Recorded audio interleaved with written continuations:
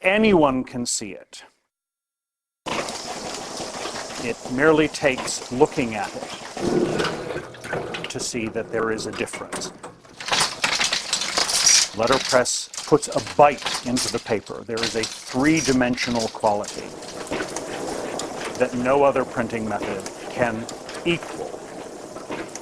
John Christensen, proprietor of Firefly Press, Somerville, just off Somerville Ave, not far from the 15th century. I'm not prepared to argue that letterpress printing is better to anyone who doesn't already think so. But whether or not it's better, it is simply different, and people like the look of it.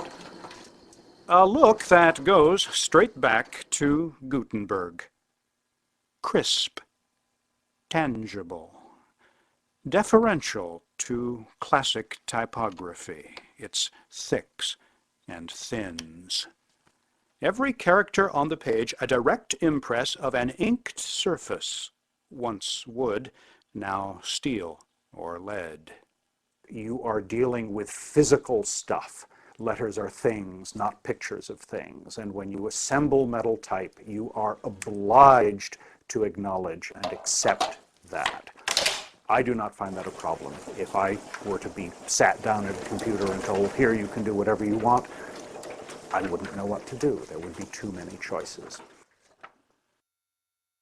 Ultimately, it is the process. What the printer loves is the doing of it.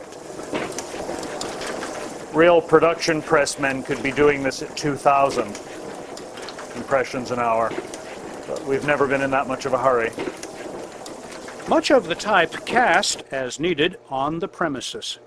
Molten lead at 700 degrees, about to be squeezed against a matrix of a W, which goes into this British monocaster to produce one backward W at a time. Some of these machines, like the linotype, among the most complex mechanical devices ever mass-produced, and among the most beautiful, John Christensen would say.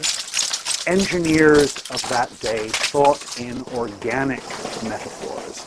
You see the jaws, and you see the knees, and the elbows. There is a humanness to these mechanical devices. And a nomenclature almost as rich as sailing. The width wedge, the tympan, slotted to receive registration pins. Don't say drawers, say cases. Don't say string, it's page cord. Furniture, pica stick. A single unit of type, any character, is a sort. Make sure you keep enough on hand or you will be out of sorts. Apprentice Catherine McCandless Ruffin, setting Bulmer type for a run of appreciation certificates for a group in Brookline. What do we think about the 24-point Bulmer metallic caps?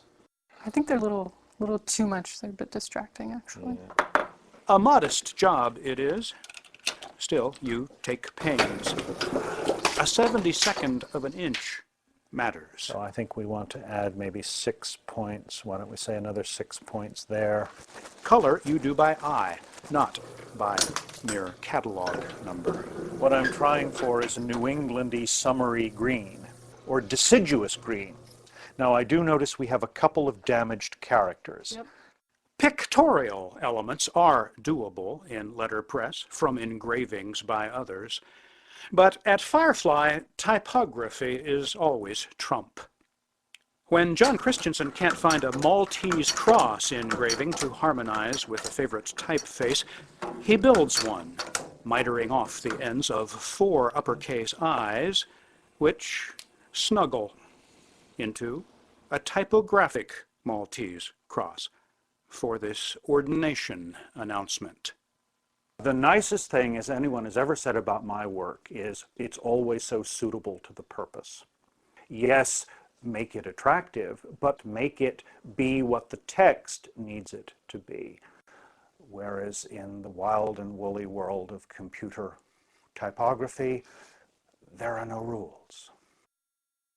The old guys got it remarkably right. There was an intuitive understanding of what constituted readable text.